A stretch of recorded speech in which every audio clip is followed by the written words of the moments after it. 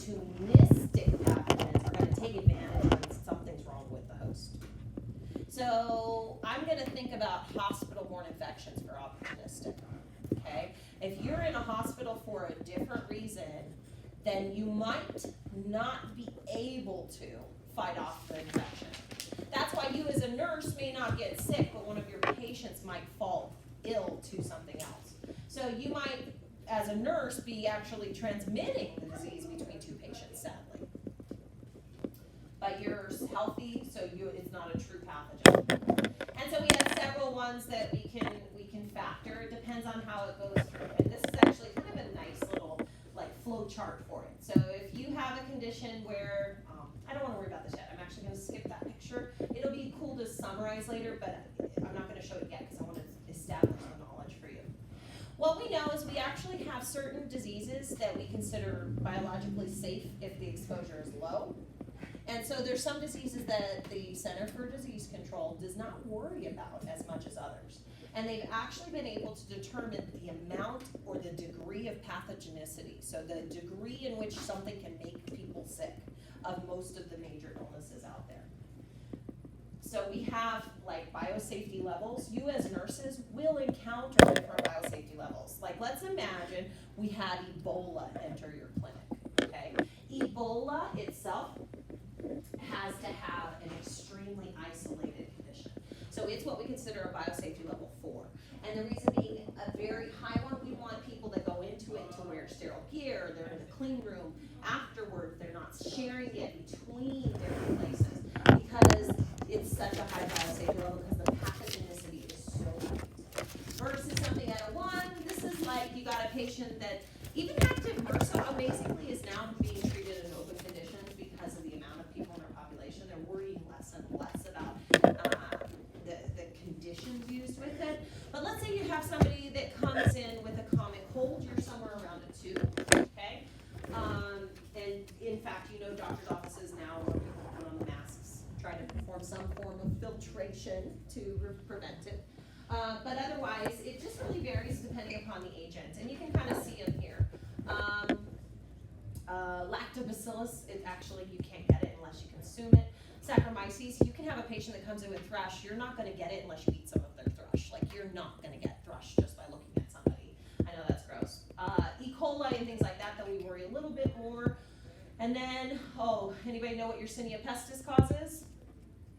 The Black Plague, right? So you've got a few of these guys that cause it even higher. Here's where Ebola and Marburg, Lassa virus, and other filoviruses, you'll notice that this is viral dense. So when we get to worry about pathogens, viruses scare me way more than bacteria do. So the degree of pathogenicity in a virus or any other infectious disease can be termed its virulence. And usually it's because it has something wrong with it, some factor that makes it make you more sick. So the virulence factor is whatever makes you sick. So it might be that bacteria secretes an endotoxin, or it might be that virus can penetrate your cells with a special protein. And so we know the minimum amount of microbes that you need to be exposed to. And in fact, if you have, let's say any of you did global healthcare and you went and exposed yourself to Ebola, you would actually be kind of treated dependent upon the amount of infectious dose you received. So very virulent things that have a high pathogenicity, it takes a lower amount of exposure. Things that have a low pathogenicity, let's go back to the yeast, right? Let's say that you have a patient coming in, they've got thrush, and it smells like a beer is brewing in their mouth, okay? They've got this infectious disease going, it's really gross. Short of literally consuming it, you're not going to get sick. So the amount of infectious dose is low. Is high, but your risk level is low, excuse me. Okay guys, so this is the gist of how an infectious disease goes and causes its illness and then how it's going to be transmitted. You are a factor in this. In the healthcare field, you are a major factor in this pathway.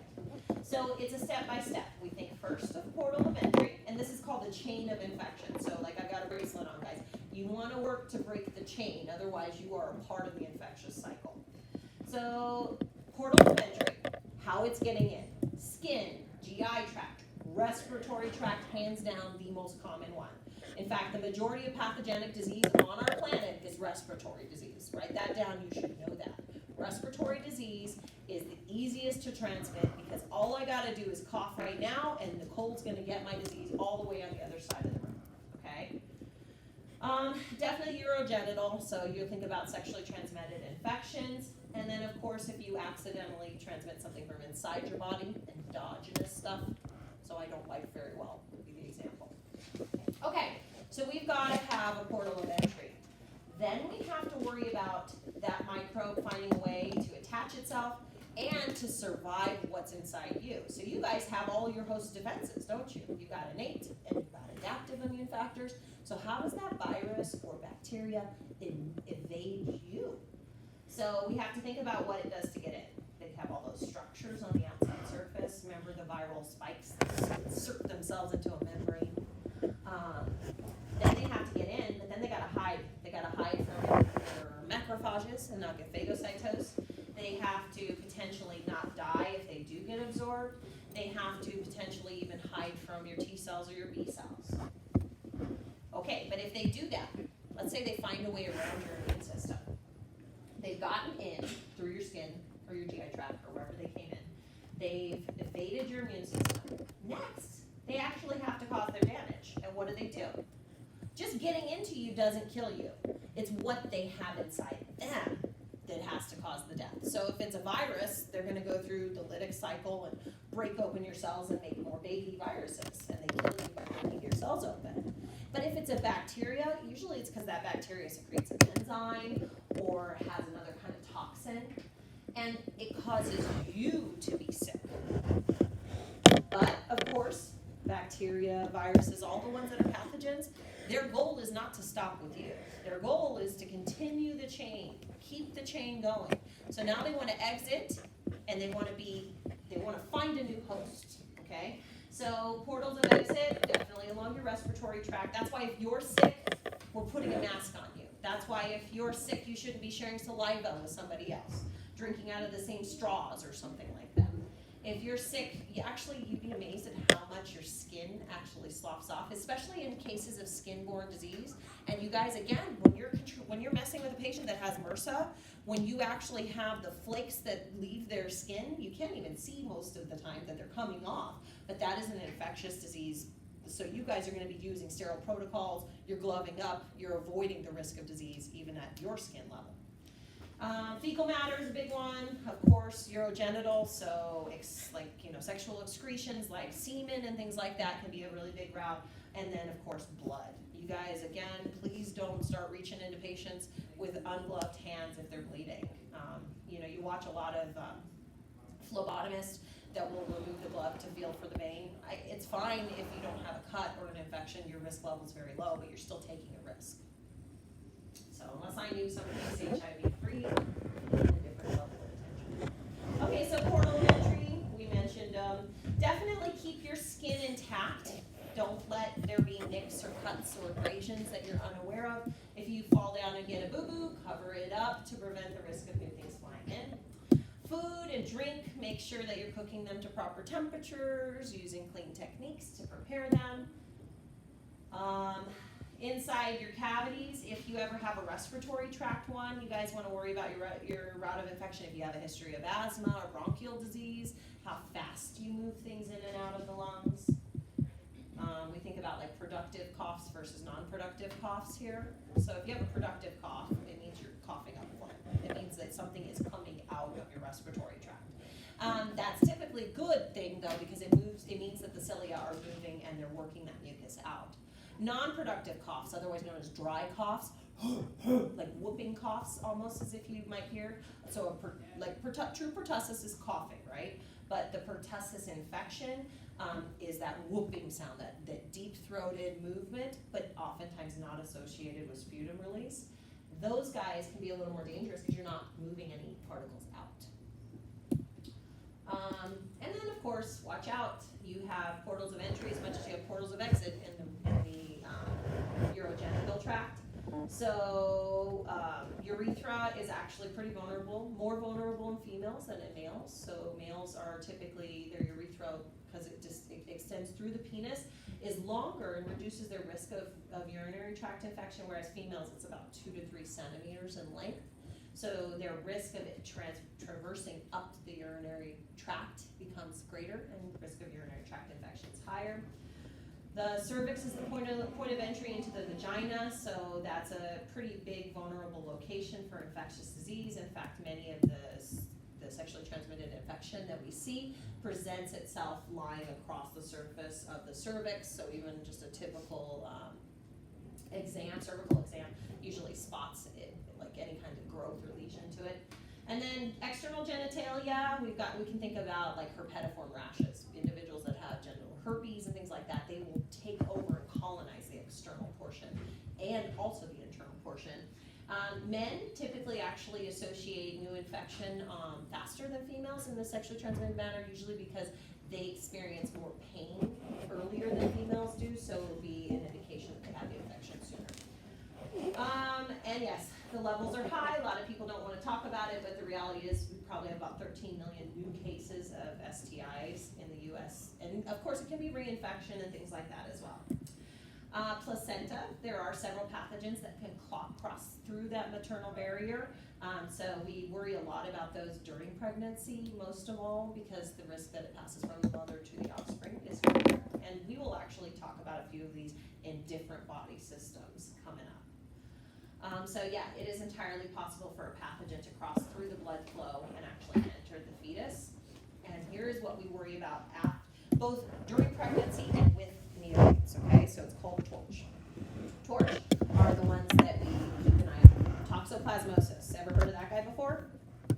So TORCH you want to remember with brand new babies, okay? Toxoplasmosis is the one they say why females shouldn't be scooping the kitty litter, because it's a parasitic infection that can be transmitted by animal feces. Human feces too, as it turns out. These ones, all of the ones listed up here, are actually can be very exceedingly dangerous to the health and well-being of the fetus. So other diseases, including syphilis, Coxsackie virus, varicella zoster, that's going to be chickenpox, okay, or syphilis. AIDS, even chlamydia can commonly actually cause preterm abortion. Rubella is a big one. I think I hinted at rubella with you guys back in the other section, but rubella has a big emphasis because it's the same one from the measles, mumps, and rubella vaccine. Unfortunately, in pregnancy, it's very dangerous.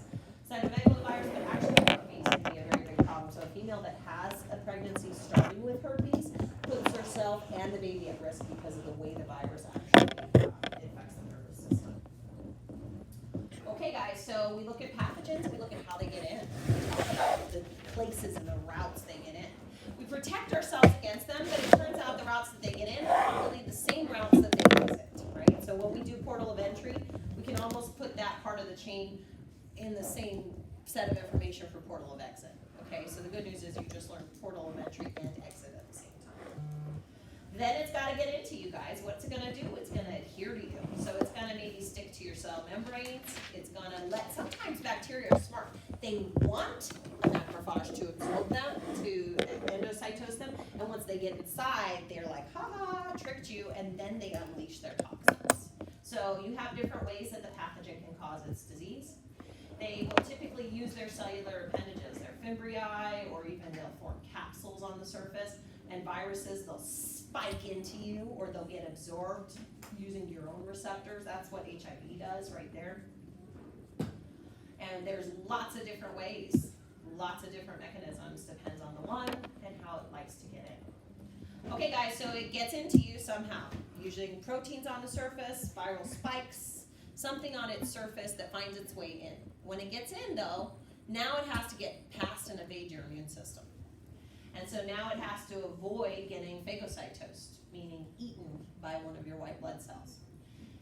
And so we have ways that it does it. Sometimes it actually kills your white blood cells in an attempt to keep itself alive.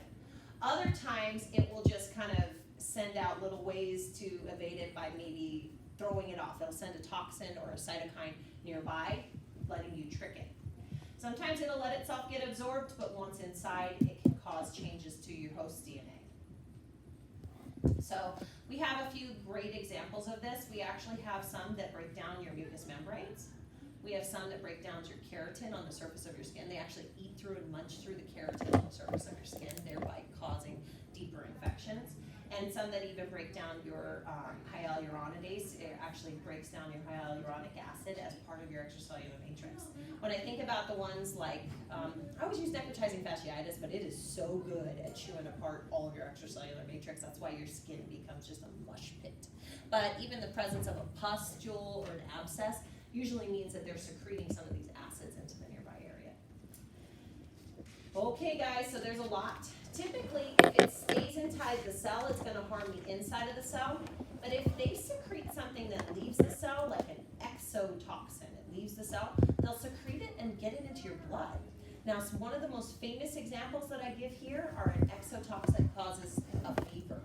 And a fever-causing agent is called a, do you remember that from A&P? It causes a fever. What is it? Something that causes it. It's called a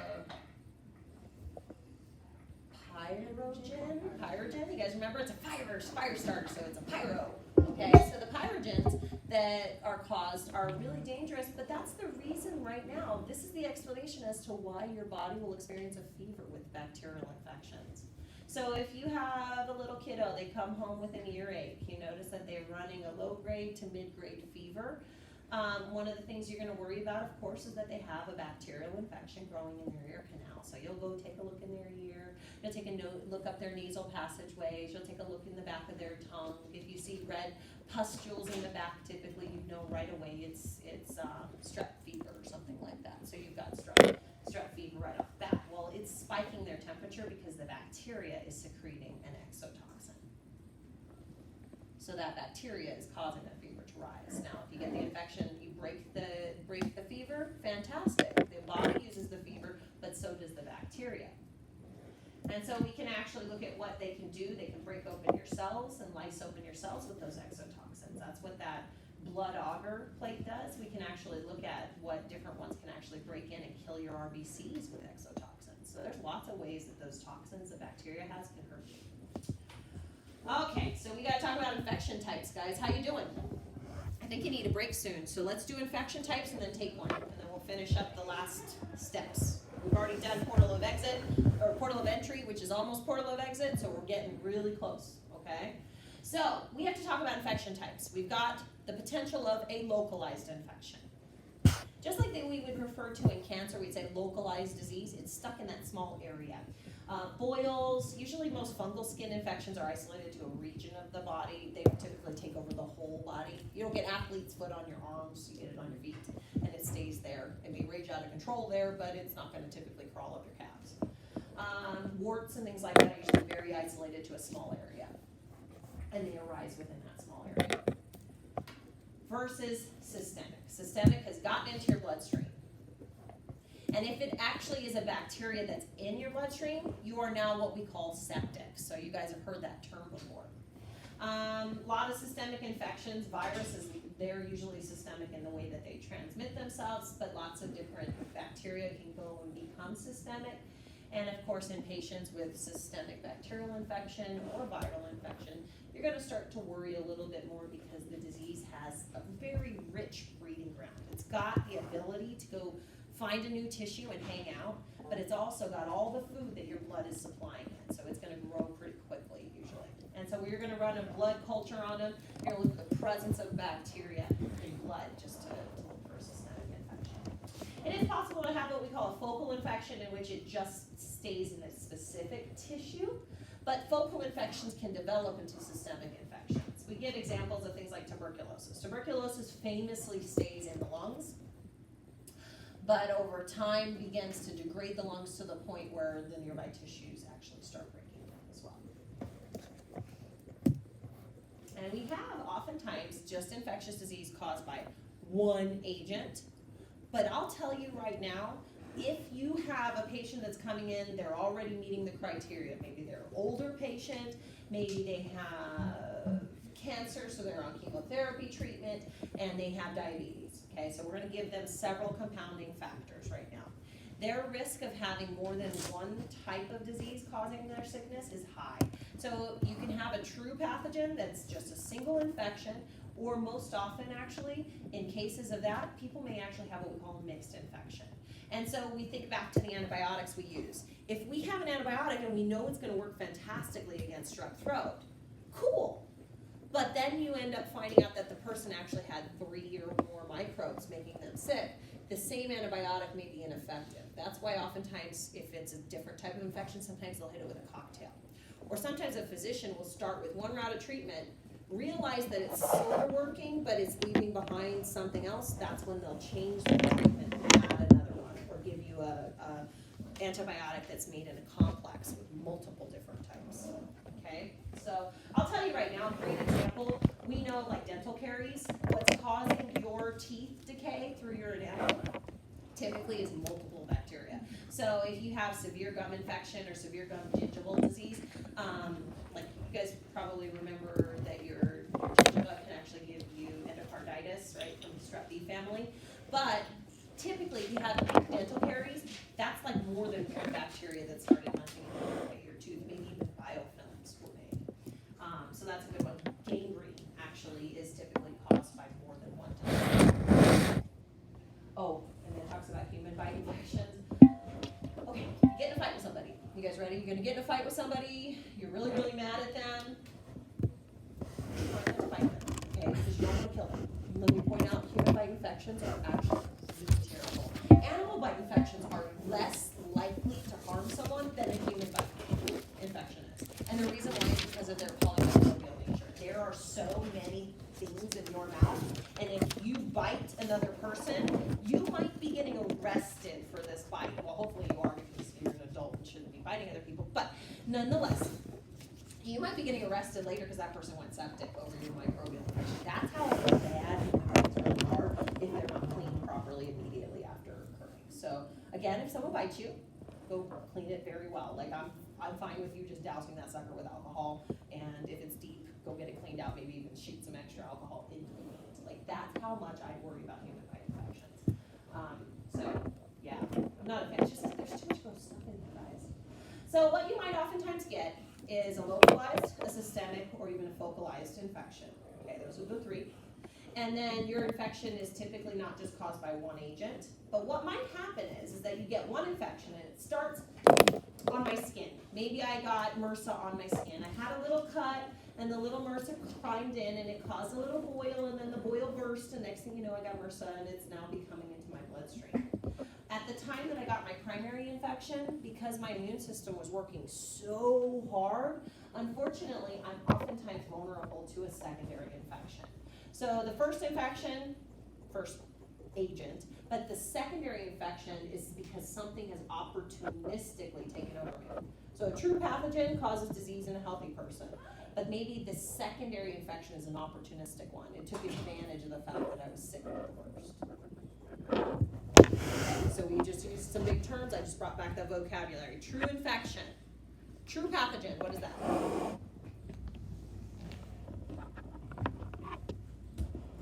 What's a true pathogen? Think it through.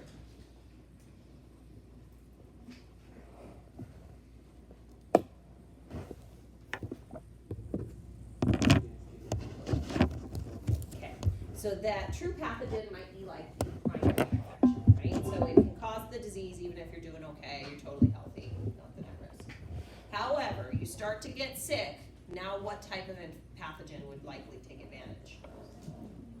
So an opportunistic infection, which can commonly be a secondary. A true pathogen can take advantage in a secondary, but it's more common that it's going to be an opportunistic. They just took advantage of you when you were already sick. We can have acute and chronic, and you guys all can define the difference between acute and chronic without help. What's acute? Sudden, and typically short-lived, okay? And the reason why we say typically short-lived is because sometimes acute infections can progress into becoming chronic. Chronic is what? Long-term, okay? And typically it can be progressive. Another thing to worry about is that term progressive. It's not staying the same, it's getting worse, okay? What do we know? We're gonna ask our patients, do you have any symptoms of your disease? Did you have any signs of it before you before you came to us? What are your symptoms? So we're going to be using these terms a lot, but actually many people may not even know the difference. A sign is evidence. It's what we can see, okay? Versus a symptom is what's sensed by your patient. So if I have MRSA on my arm, I can see the boil. That's a sign. But I just noticed that I'm feeling run down. That's a symptom. Okay, so I've got a side-by-side list for you guys. So signs, fever, actual blood, abscesses, like I mentioned, maybe swollen lymph nodes we talked about. I can actually see these guys. Oh, maybe I have a patient that comes in tachycardic because of their infection. Versus your patient not feeling so great, kind of tired. I don't feel good. I have a sense of malaise. Yeah, my throat's kind of sore. I haven't really been that hungry. Okay, that's what your patients are going to tell you they feel. But what you're going to be looking for to help confirm the infection is something, some sign.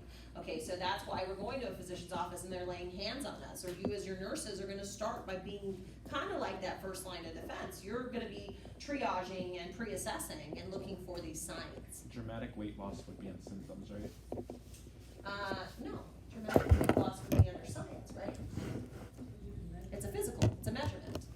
Versus dramatic weight, versus I'm just not hungry and I keep dropping the pounds, that's anorexia. I'm not feeling hungry, but I'm losing weight quickly, okay?